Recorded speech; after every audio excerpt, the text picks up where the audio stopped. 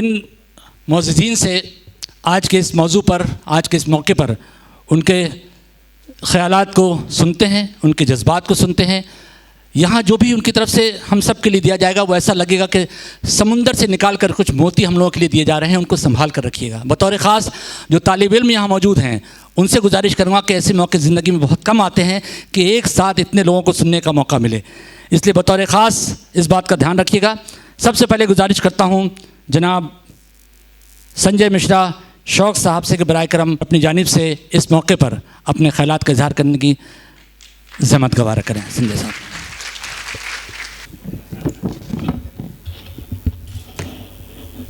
ہر ایک زبان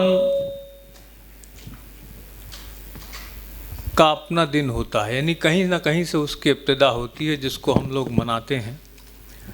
ہر زبان کا اپنا سوندریہ ہوتا ہے، اس کی خوبصورتی ہوتی ہے.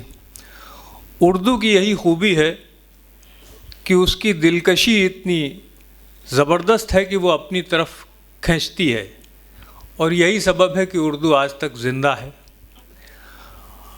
چھوٹے موٹے سیاسی جھمیلے تو بہت سے رہے، اور کہیں نہ کہیں لوگوں نے اردو کے کردار شکنی بھی کی، لیکن اردو میں جو مٹھاس ہے، جو تمام سنسکرت، پراکرت، اپبھرنش اور تمام زبانوں سے جو اچھے الفاظ اس میں یکجا کیے گئے ہیں، وہ سنتے ہیں، سنتے ہی دل میں اتر جاتے ہیں. یعنی از دل خیزت بر دل رزت کی جو محاورہ ہے وہ سیدھے سیدھے کہیں نہ کہیں ہمیں زندہ جاوید دکھائی پڑتا ہے. اب تو خیر بہت سے ایسے ادارے اور بہت سے ایسے لوگ جن کا اردو سے کوئی بیک گراؤنڈ نہیں ہے، لیکن وہ لوگ سامنے آ رہے ہیں اور کہیں نہ کہیں اردو کو سیکھنے کا بھی کوشش کر رہے ہیں. ہم لوگ بھی جتنے لوگوں کو ہو سکتا ہے اپنے طور پر ان کو سکھانے اور بتانے کا کام کرتے ہیں، کیونکہ پیچھے لوگوں نے بھی ہمارے ساتھ بھی یہی کیا.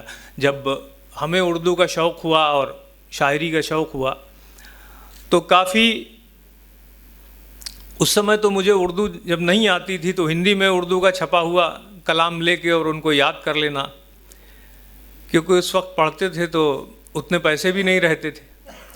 لیکن بڑے بڑے لوگوں کے پاس جا کے میں ملتا تھا، چاہے پروفیسر ولی الحق انصاری صاحب ہوں، چاہے کلوِ صادق صاحب ہوں، کہیں نہ کہیں ورڈ میننگ ان سے پوچھنے چلا جاتا تھا. تو اس طرح سے شروع سب کا اسی طرح سے ہوتا ہے. لیکن جب آپ اپنے عمل سے اپنی منزل کو طے کرتے ہیں تو جو قدرت ہے وہ بھی آپ کے راستے میں رکاوٹوں کو دور کر دیتی ہے.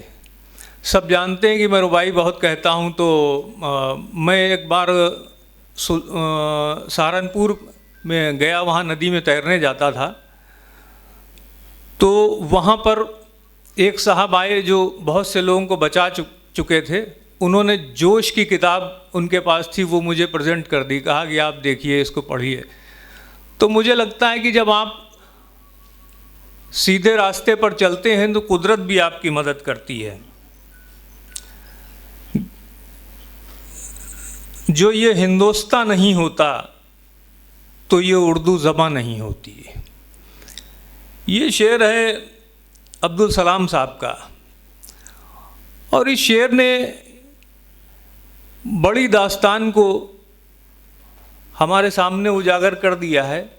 کیونکہ جو زبانوں کی ہم آہنگی سے جو یہ زبان پیدا ہوئی ہے، اس کی مٹھاس دوسرے کے دلوں میں اس قدر اتر جاتی ہے کہ اب آپ دیکھیے کہ ہم یہ نہیں کہتے کہ اپششٹ گرہ نہیں کہتے ہیں ہم، کیونکہ وہ مشکل سے یاد ہوتا ہے. کوڑا گھر آسانی سے کہہ دیتے ہیں. تو جو آسانی اس زبان میں ہے وہی اپنی اور ہمیں کھینچتی ہے اور متاثر کرتی ہے. یہی سبب ہے کہ اردو کے عاشق دن بر دن بڑھتے چلے جا رہے ہیں. آج کا دن علامہ اقبال کے نام سے جانا جاتا. ان کا یوم پیدائش 9 نومبر 1877 کو تھا. تو وہ ان کا مختصر جیون رہا.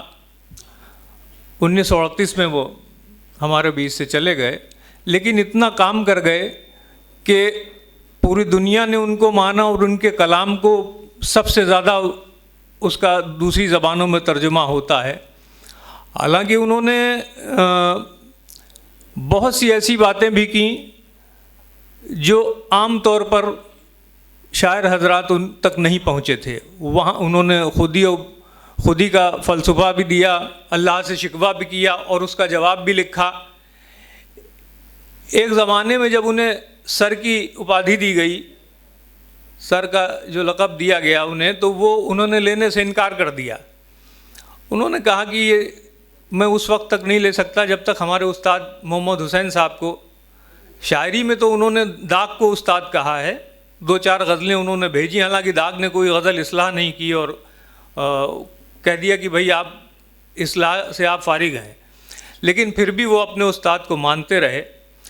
محمد حسین صاحب کو انہوں نے کہا کہ جب تک ہمارے استاد کو نہیں ملے گا ایوارڈ تب تک ہم کیسے لے سکتے ہیں۔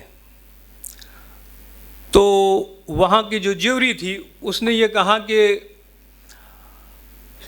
آپ کے استاد کی کوئی تصنیف نہیں ہے، کوئی کتاب ان کی نہیں ہے، تو اس لیے ان کو دیا نہیں جا سکتا۔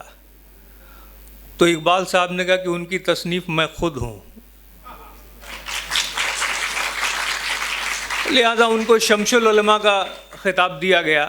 تو اس طرح کے واقعات ہیں، اور استادی اور شاگردی کا بھی جہاں تک معاملہ، آج کا تو دور بہت بدل چکا ہے، آج واٹس ایپ ہے اور ایک ہی غزل کے کئی استاد ہیں، لیکن اس زمانے میں ایسا نہیں ہوتا تھا۔ یہ ہماری اردو کی جو پرمپرا ہے، جو روایت ہے، اس نے بہت سے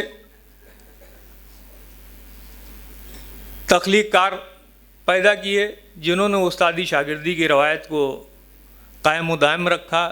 میں خود بھی اس کو مانتا ہوں، اور میرے استاد اب نہیں ہیں، 2008 میں ان کا انتقال ہو گیا تھا، جناب نسیم اختر صدیقی صاحب۔ تو انہوں نے مجھے میری شاعری کو اور میری نثر کو دیکھا بھالا اور مجھے پالا پوسا، جو میں آج آپ کے سامنے تقریر کرنے کی کوشش کر رہا ہوں۔ ایک ہی پھول سے سب پھولوں کی خوشبو آئے، اور یہ جادو اسے آئے جسے اردو آئے۔ یہ شعر ہے جاوید صبا کا، اور یہ اردو کے سلسلے میں کافی حد تک پر اثر ہے۔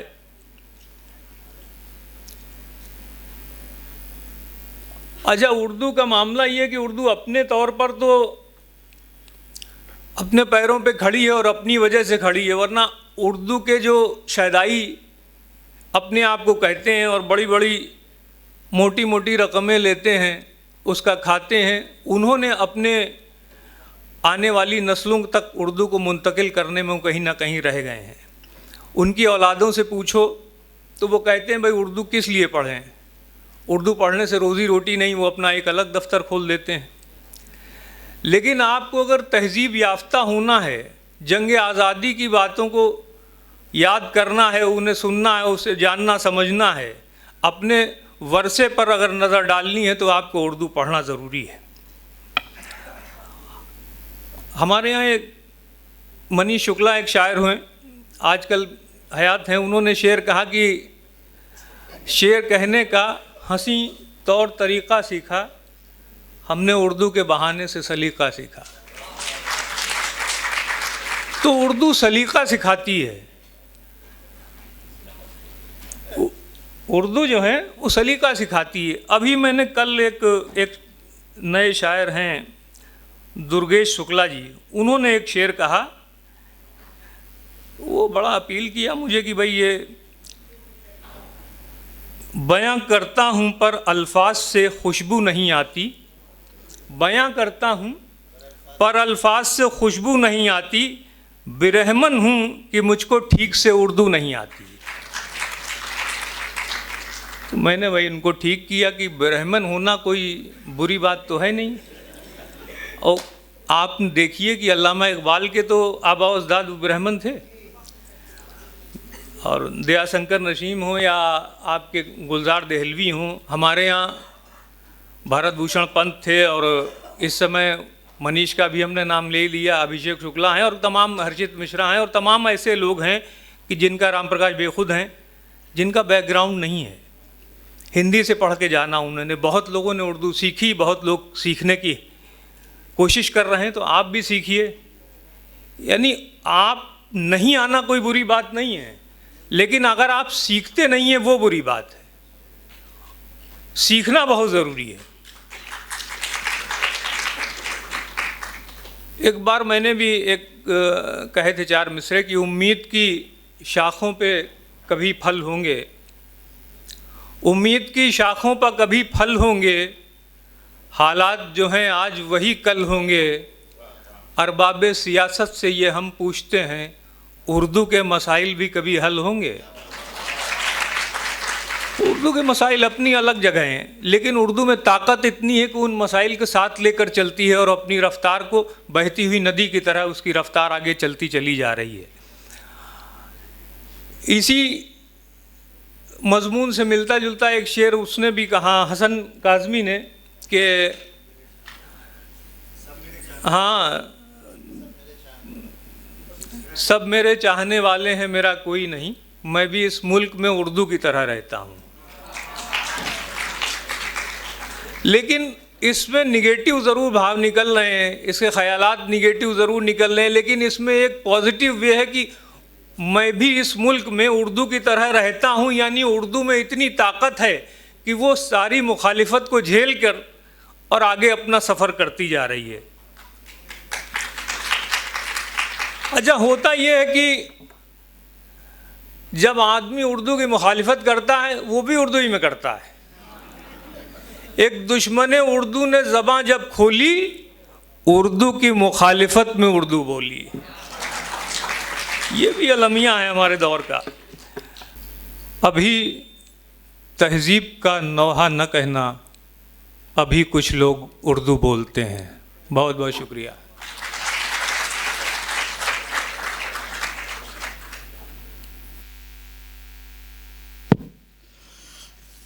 यकीनन इस पुरमग़ज़ तकरीर के बाद बज़ाते ख़ुद संजय मिश्रा शौक़ साहब का तारुफ़ हो गया, लेकिन जिस तरह उन्होंने अपने इज़हार ख़याल का आगाज़ किया था और आपने कहा कि मैं तो उर्दू का तालिम भी नहीं था, मैं तो हिंदी जानता था, फिर मैं उर्दू से इतनी रग़बत हुई, इतनी मोहब्बत हुई कि आज मैं कहाँ तक पहुँचा। वो जब बोल रहे थे तो मुझे वो शेर बार बार याद आ रहा था कि उर्दू भी मैं सीख ना पाया, हिंदी ही कब आई है। आज वो इस मुकाम तक क्यों पहुँचे, उसकी ख़ास वजह यह है कि उर्दू भी मैं सीख ना पाया, हिंदी ही कब आई है, बोलूँ हूँ मैं वही ज़ुबान जो अम्मा ने सिखलाई है। मोहब्बत की ज़बान है, और वही वजह है कि आज शौक़ साहब इस मुकाम तक पहुँचे हैं। और हम सब उनके लिए दुआ करते हैं कि आज जिस तरह आप उर्दू की खिदमत कर रहे हैं, अल्लाह आपको वो मुकाम अता करे जिसके आप हकदार हैं। और ज़माने की मुखालफत के बावजूद अगर उर्दू हमेशा अपने आप को ज़िंदा रख सकती है, तो आप जैसे शुरा हज़रात भी हमेशा हमेशा दायम कायम रहेंगे। हम सब की दुआया तालियाँ आपके लिए एक बार ज़बरदस्त तालियों से शौक़ साहब का शुक्रिया अदा करें। आवाज़ देने जा रहा हूँ, इस स्टेज पर ख़ातून मौजूद हैं, और ये सिन्फ़ नाजुक, सिन्फ़ शायरी, और उसमें इन सब का क्या कैसा कुछ महज इत्तेफाक नहीं बल्कि अल्लाह की मर्ज़ी है कि एक ही काफ़ी है। स्टेज पर एक ही काफ़ी है, और अल्लाह ने जिस खूबसूरती से बनाया है इस मखलूक को, उसके लिए मैं उनसे गुजारिश करने से पहले ये कहना चाहूँगा कि आपके ख़यालात को सुनने के लिए हम सब बेकरार हैं। इस मौजू पर और आज के इस मौके पर अपने ख़यालात का इजहार करें। मैं इस शेर के साथ आपको बुलाता हूँ कि मैंने आवाज़ तुम्हें दी है बड़े नाज के साथ, मैंने आवाज़ तुम्हें दी है बड़े नाज के साथ, और तुम भी आवाज़ मिला दो मेरी आवाज़ के साथ। नूर फातिमा साहिबा तशरीफ़ लाइए।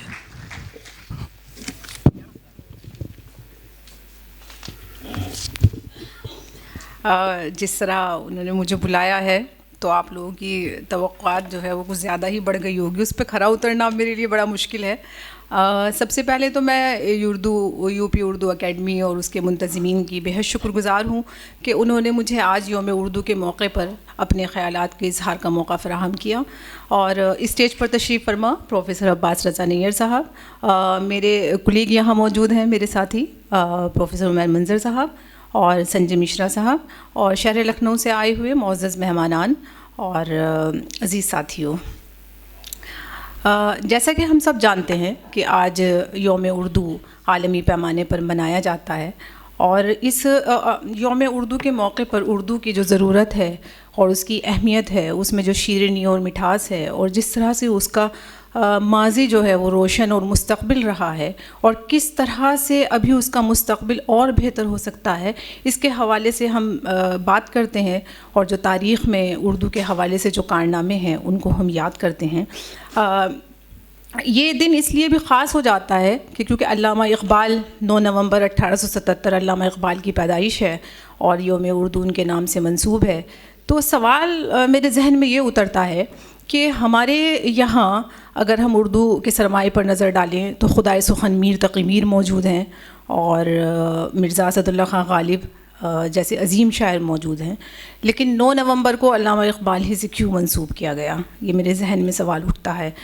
تو مجھے ظاہر سی بات ہے کہ اس سوال بہت لوگوں کے ذہن میں اٹھتا ہوگا، اور مختلف دانشور اور جو یہاں پر نقاد ہیں یا محقق ہیں اور ادیب ہیں وہ الگ الگ سے اس کی توضیحات بھی پیش کر سکتے ہیں۔ تو لیکن میں جہاں تک مجھے سمجھ میں آتا ہے تو میں یہ سمجھتی ہوں کہ علامہ اقبال سے اس کو 9 نومبر سے جو عالمی یوم اردو کو جوڑا گیا ہے، اس کی ایک بڑی وجہ یہ ہے کہ جو ہماری شاعری کا کلاسیکی سرمایہ تھا وہ ایک طرح سے انفرادی اور ذاتی تجربات، عشق و عاشقی پر مبنی، اور اس میں تخیل آرائی بہت تھی، حقیقت سے اس کا کوئی لینا دینا نہیں تھا۔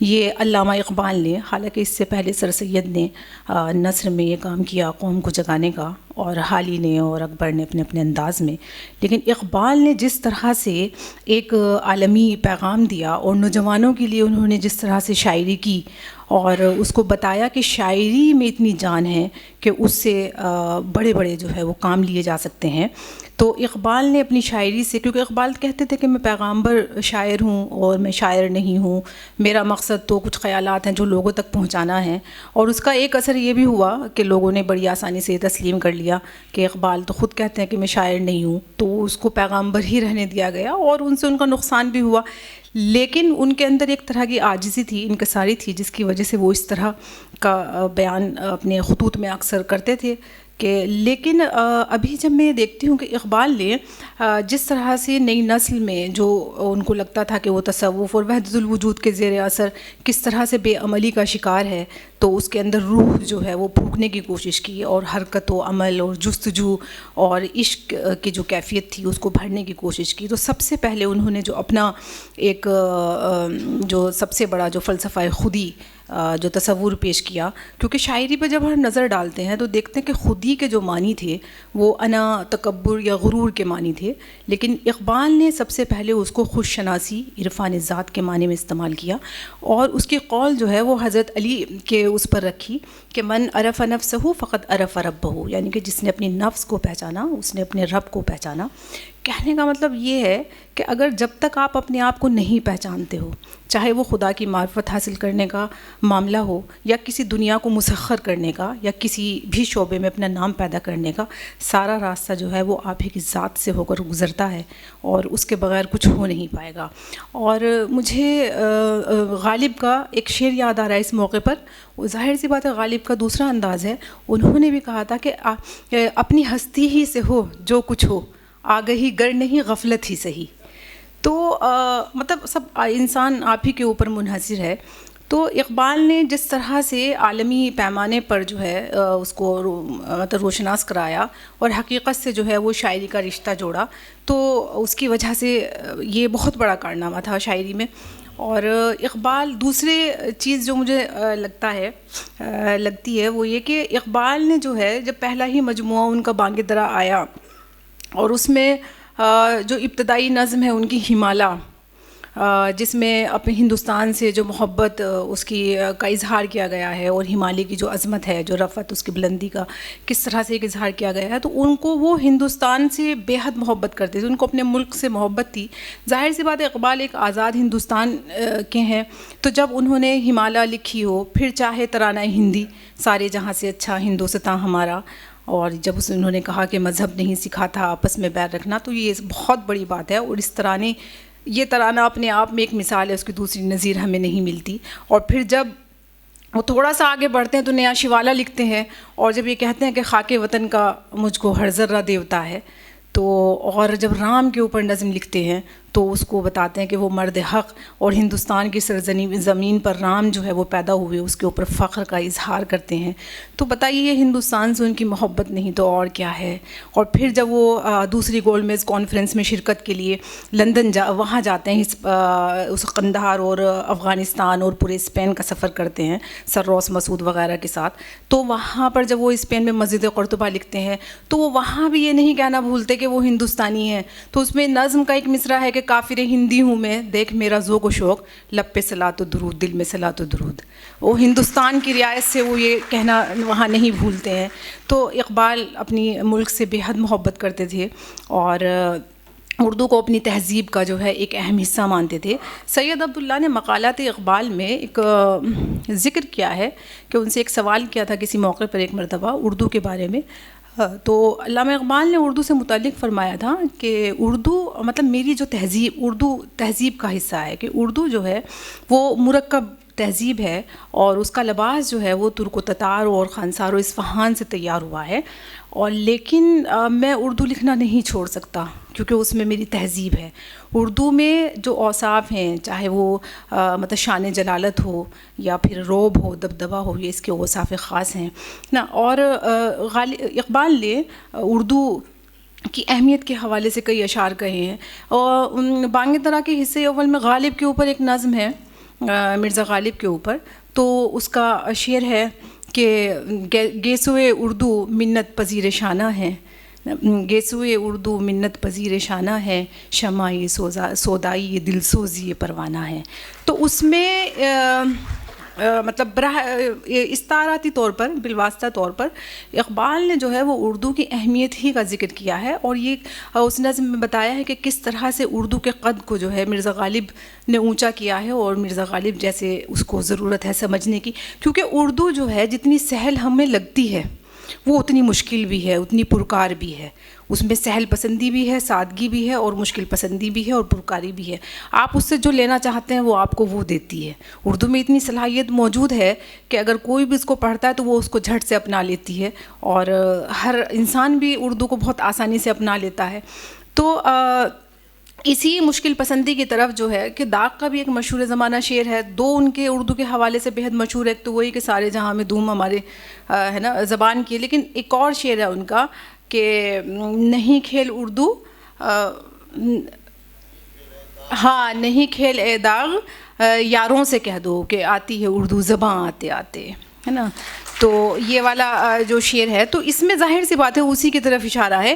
یا مصحفی کا بھی ایک شعر ہے کہ خدا رکھے زباں ہم نے سنی ہے میر و مرزا کی، ہے نا، کہیں کس منہ سے ہم اے مصحفی ہمیں اردو آتی ہے۔ تو یہ اپنے آپ میں مطلب ایک اردو کی اہمیت کو جو ہے وہ بیان کر رہی ہے، یہ اس طرح کے اشعار ہیں۔ اور دوسری طرف میں یہ سمجھتی ہوں کہ جہاں سے، کیونکہ یہ جو عالمی یوم اردو جو منانے کا سلسلہ ہے یہ کوئی بہت پرانا نہیں ہے، غالباً 1997 میں ایک یہ نجی مطلب غیر سرکاری ایک تنظیم تھی، اردو ڈیولپمنٹ آرگنائزیشن، جس نے شروع کیا، بعد میں اس کے ساتھ مل کر کے یونائٹڈ مسلم آف انڈیا اس کے ساتھ آئی، اور دیکھتے ہی دیکھتے جو ایک چھوٹا سا ایک پودا تھا وہ کیسے تناور درخت میں تبدیل ہو گیا، اور آج ہم جب دیکھتے ہیں تو وہ عالمی سطح پر منائی جا رہی ہے۔ تو یہ ان کا بڑا کارنامہ ہے۔ اور دوسری کہ اردو جو ہے، کیونکہ ابھی اردو کی بات ہو رہی تھی کہ اردو جو ہے وہ اتنی مٹھاس ہے اس زبان کے اندر، اتنی شیرینی ہے، اتنی لطافت ہے کہ ہر جو بھی کوئی سنتا ہے وہ اس کا گرویدہ ہو جاتا ہے۔ اور اس کے اندر جو ہے وہ ایک تہذیب ہے. چونکہ اردو کی جو سب سے بڑی خصوصیت ہے وہ یہی ہے کہ اردو نے جو ہے ہر زبان کے لفظ کو اپنایا ہے. آپ سب جانتے ہی ہیں کہ اردو کے جو معنی ہیں وہ کبھی لشکر کے معنی یا پڑاؤ یا فوج کے معنی میں استعمال ہوتا ہے. اچھا 19ویں صدی کی ابتدا تک بھی اردو کا لفظ نہیں استعمال ہوتا تھا. اب دیکھیے اردو میں جو فلیکسیبلٹی ہے وہ کس طرح سے ہے کہ اردو جب دہلی میں پلی پھولی تو دہلوی کہلائی. بہت ناموں سے یاد کیا گیا اردو کو. کبھی کہیں پہ دہلوی اور کہیں ریختہ تو بہت مشہور ہے, آپ نے سنا ہے, اور کہیں ہندوی, دکنی, گجراتی نا, ان سب ناموں سے. اور تو وہاں پہ, اور جب یہ دہلی سے نکل کر کے دکنی گئی تو دکنی کہلائی, دکن سے نکل کر کے گجرات پہنچی تو گجراتی کہلائی. اور جب یہی اردو جو ہے دربار اور بادشاہی محلوں تک پہنچی تو پھر اردو معلیٰ کہلائی نا. اور ریختہ, کیونکہ 19ویں جب ہم غالب کا جو زمانہ ہے یا میر کا زمانہ ہے دیکھتے ہیں تو انہوں نے شاعری میں ریختہ کا لفظ استعمال کیا. میر کے بھی بہت سارے اشعار ہیں, غالب کے, مصحفی کے بہت زیادہ ہیں, یک رنگ کے, مرزا مظہر جانے جانا کے, آرزو کے. دیکھیں شعر تو غالب کا تو ایک شعر ہے جسے سب لوگ جانتے ہیں کہ ریختہ کہ تم ہی استاد نہیں ہو غالب, کہتے ہیں اگلے زمانے میں کوئی میر بھی تھا نا. یا پھر میر کا ایک شعر ہے کہ پڑھتے پھریں گے گلیوں میں ان ریختوں کو میر, پڑھتے پھریں گے گلیوں میں ان ریختوں کو میر, مدت یاد رہیں گی یہ باتیں ہماریاں. تو ایک مطلب میر جو ہے وہ اردو, ان کو جانتے تھے کہ اردو میں اتنی قوت ہے, اتنی طاقت ہے کہ اس کو آسانی سے نہیں بھلایا جا سکتا. اور آپ سب لوگ جانتے ہیں کہ پچھلے برس ہی اردو ادب کی 300 سال جو ہے وہ منائی گئی ہے صدی, اور اس میں میر تقی میر بھی آتے ہیں. اور اردو کا بہت شاندار سفر رہا ہے. سب سے بڑی بات یہ ہے کہ اردو جو ہے وہ صرف ایک لسانی اظہار کا طریقہ نہیں ہے بلکہ ہماری تہذیب اور ثقافت کا حصہ ہے. اور ظاہر سی بات ہے جب بات تہذیب اور ثقافت کی ہو تو کس طرح سے ہم اپنی زبان کو چھوڑ سکتے ہیں.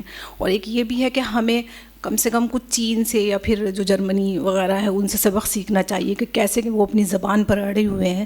کیونکہ ان کا کہا جاتا ہے کہ ہم زبان, اپنی جو مادری زبان ہے اس کو چھوڑے بغیر کوئی بھی ملک جو ہے وہ ترقی نہیں کر سکتا. تو اس کا بہت بڑا انحصار یہ ہے کہ مطلب ہمیں اپنی زبان ہے, ٹھیک ہے آج کل جدید ٹیکنالوجی کا زمانہ ہے اور جس طرح سے ہم لوگ آگے بڑھ رہے ہیں اس میں انگریزی جو ہے وہ وقت کی ضرورت ہے, وہ بھی ہمیں آنی چاہیے. لیکن اس کا مطلب یہ ہرگز نہیں ہے کہ ہم اپنے جو ہماری میراث ہے ہم اس کو بھول جائیں اور اردو زبان کو ہم بالکل ایک دم سے کمتر سمجھیں. تو یہ جو اردو جاننے والوں میں دیکھتی ہوں کہ ایک طرح کا احساس کمتری ہے, تو یہ بہت ایک غلط رویہ ہے. بلکہ اس پر فخر ہونا چاہیے کہ ہمیں ہندوستان میں ہیں, اور چونکہ یہ زبان ہم میں بہت فخر ہے اس کے ساتھ کہ ہندوستان میں پھلی پھولی ہندوستان کی بیٹی ہے, تو اس پہ کیسے فخر نہیں کریں ہم اپنی زبان پر. تو ایک وہ رویہ. اور دوسرے یہ کہ آج کل جس طرح سے مطلب اردو زبان میں اتنی طاقت ہے کہ جب بھی ہم اپنی کوئی بات کرتے ہیں, خاص طور سے شاعری میں, تو ہم شعر کے بغیر اپنی بات نہیں کہتے کیونکہ اتنے مقبول ہے. اس میں ہمیں اپنا اظہار مدعا آسانی سے مل جاتا ہے اور ہم واہ واہی بھی لوٹ لیتے ہیں بہت آسانی سے. اور محفلوں کو سجانے اور گرمانے کے لیے اشعار کی ہمیشہ ضرورت رہی ہے. تو جو نئی نسل ہے وہ زبان تو جانتی ہے, اردو زبان تو جانتی ہے, اردو پڑھنا, اردو کے لفظ سے اس کو شناسائی ہے الفاظ سے, لیکن ان کو رسم الخط سے واقف نہیں ہے. تو مجھے لگتا ہے کہ یہ ایک مطلب لمحہ فکریہ ہے کہ اس پہ ہمیں کچھ کام کرنے کی ضرورت ہے, جو رسم الخط, کیونکہ آسانی سے ہمیں دیوناگری میں اور رومن میں چیزیں مل جاتی ہیں, تو ہم بجائے اصل رسم الخط کے جانے کے ہم دیوناگری میں یا رومن میں اس کو پڑھ رہے ہیں. تو یہ ایک بڑا مسئلہ ہے, کیونکہ جو ابھی بھی نئی نسل ہے جو بھی پڑھ رہے ہیں تو وہ لوگ مطلب اردو زبان سے محظوظ ہوتے ہیں, شعر استعمال کرتے ہیں, اس کو سمجھتے بھی ہیں, ان کو مطلب بولنی آتی ہے, لکھنی نہیں آتی ہے اور پڑھنی نہیں آتی ہے. تو یہ ایک بہت بڑا مطلب ایک غور کرنے کی بات ہے. اور ہم سب لوگوں کو چاہیے کہ ہم اپنے گھروں سے شروعات کریں. نہ ہر چیز کی ذمہ داری جو ہے وہ سرکار کی نہیں ہوتی ہے یا حکومت کی نہیں ہوتی ہے. کچھ چیزیں جو ہیں ایک مہذب اور ذمہ دار شہری ہونے کے ناطے ہماری اپنی بھی ہیں, اور میں کتنے لوگوں کو جانتی ہوں جو اردو جانتے ہیں خود لیکن ان کے بچے اردو نہیں جانتے ہیں. تو یہ غلطی تو پھر ہماری ہے کہ ہمیں اردو نہیں ہم سکھا رہے ہیں, تو ہمیں اپنے بچوں کو سکھانی چاہیے, کیونکہ زبان جو ہے ہماری اس میں اتنی طاقت ہے, اتنی شیرینی ہے, اتنی مٹھاس ہے, اور یہ ایک واحد ایسی زبان ہے جس نے سارے زبانوں سے کچھ نہ کچھ لیا ہے, اور اس زبان کے پاس ساری الفاظ موجود ہیں, ہر آواز موجود ہے, کیونکہ اس نے ہندی سے بھی لیا ہے, اس نے عربی سے بھی لیا ہے, فارسی سے بھی لیا ہے, سنسکرت سے بھی لیا ہے, سب ایک وہ ہے. تو اس لیے ہمیں بہت آسانی سے مطلب وہ ہر چیز کو اپنا لیتی ہے, اور جہاں پر جو ہے اس کو یہ نہیں لگتا ہے کہ اردو میں اس کا کوئی ترجمہ ہو سکتا ہے, وہاں پہ ہم بھی نونوسی زبان کا لفظ رکھ دیتے ہیں. تو یہ اس کی ایک بڑی طاقت ہے, اور اس میں جو شیرینی ہے, جو مٹھاس ہے, اس کی تو اکثر لوگوں نے بات کی ہے نا. بات کرنے کا ہنسی طور طریقہ سیکھا ہم نے اردو کے بہانے سے, سلیقہ سیکھا ہے نا. تو اس طرح کی یا وہ اردو کا مسافر ہے, یہی پہچان ہے اس کی, جہاں سے بھی گزرتا ہے سلیقہ چھوڑ جاتا ہے. تو اس طرح کے اشعار ہیں.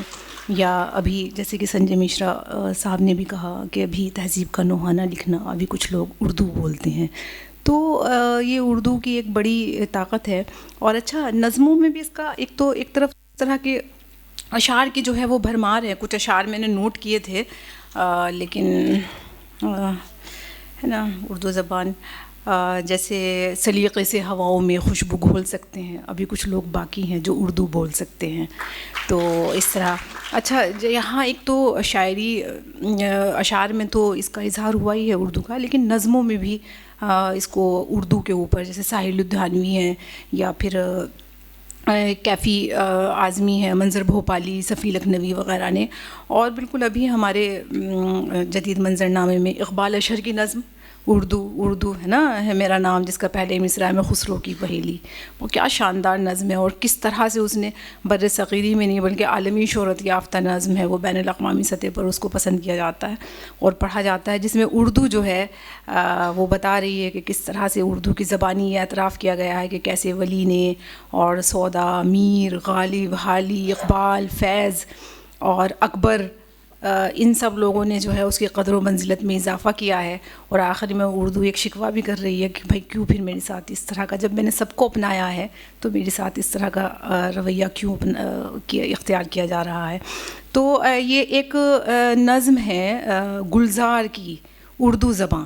وہ مطلب دیکھیے, چونکہ اردو جو ہے, جس میں گلزار نے بتایا کہ اردو نظم جو ہے وہ ہماری تہذیب کی ایک آواز ہے, لیکن ہماری ایک تہذیب کا حصہ جو ہے وہ پان بھی ہے نا. اور پان میں جو قمام ہوتا ہے اور جو وہ منہ میں گھلتا ہے تو کیا ہی مزہ آتا ہے, اور اس کو اس سے تشبیہ دینا مجھے نہیں لگتا کہ اس سے بہترین تشبیہ کوئی ہو سکتی ہے. بڑی خوبصورت نظم ہے وہ نظم, میں آپ لوگوں کو سنانا چاہتی ہوں اور اس کے اوپر اپنی بات ختم کروں گی, ٹھیک ہے. یہ کیسا عشق ہے اردو زباں کا, یہ کیسا عشق ہے اردو زباں کا, مزہ گھلتا ہے لفظوں کا زباں پر کہ جیسے پان میں مہنگا قمام گھلتا ہے. یہ کیسا عشق ہے اردو زباں کا, نشہ آتا ہے اردو بولنے میں, گلوری کی طرح منہ لگی ہیں سب اصطلاحیں, لطف دیتی ہیں حلق چھوتی ہے اردو تو, حلق سے جیسے میں کا گھونٹ اترتا ہے. بڑی ایرسٹوکریسی ہے زباں میں, فقیری میں بھی نوابی کا مزہ دیتی ہے اردو. اگرچہ معنی کم ہوتے ہیں اردو میں, الفاظ کی افراط ہوتی ہے, مگر پھر بھی بلند آواز پڑھیے تو بہت ہی معتبر لگتی ہے اردو. کہیں کچھ دور سے کانوں میں پڑتی ہے اگر اردو, تو لگتا ہے کہ دن جاڑوں کے ہیں, کھڑکی کھلی ہے, دھوپ اندر آ رہی ہے. عجب ہے یہ زباں اردو. کہیں کبھی کہیں سفر کرتے اگر کوئی مسافر پڑھ دے شعر میر غالب کا, وہ چاہے اجنبی ہو یہی لگتا ہے وہ میرے وطن کا ہے. بڑے شائستہ لہجے میں کسی سے اردو سن کر کیا نہیں لگتا کہ ایک تہذیب کی آواز ہے اردو. تو کتنی خوبصورت نظم ہے, اور جو اردو میں جو چاشنی ہے اور جو یہ ہماری ایک تہذیب کا حصہ ہے اس کی بہترین طریقے سے اس میں نمائندگی کی گئی ہے.